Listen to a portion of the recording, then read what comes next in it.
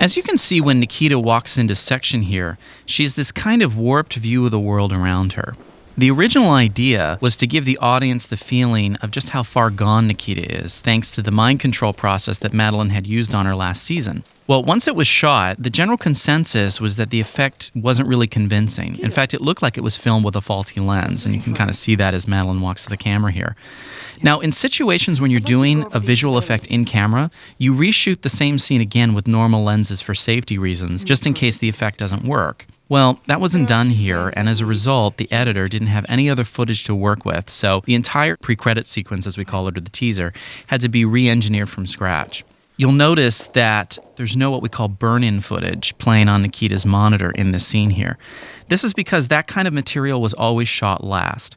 Every La Femme Nikita episode was shot on a production schedule of 7 days, with the first 2 or 3 days shot on sound stages and then the balance of the time spent on location.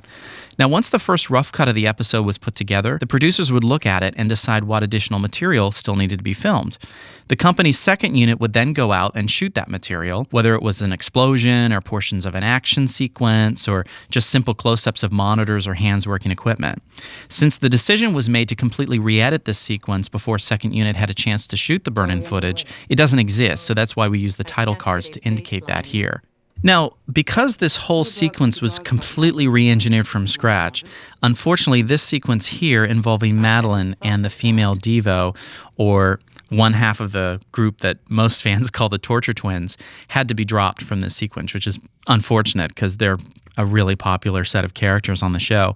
For those of you who don't know anything about the Devos or the Torture Twins, there are two characters that help Мэдлин in the White Room whenever she's interrogating terrorists that are not being very cooperative. And we never see the horrible things that they do to them, but when Мэдлin walks back in, the terrorists are quite compliant at that point.